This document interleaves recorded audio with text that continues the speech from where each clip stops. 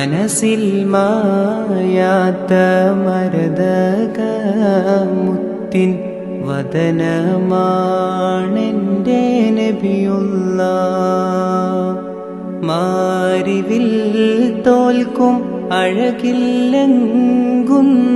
പവിഴമാണെൻ്റെ നൂറുള്ള.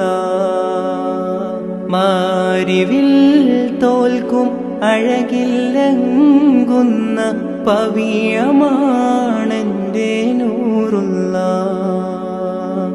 മണിമുത്ത് നൂറൊളിവേ മധുഹോദി ഞാൻ നിലാവേ, മാനസം ത്വയ്ബായിൽ ചേർത്തിവൻ പാടിനേതാവേ.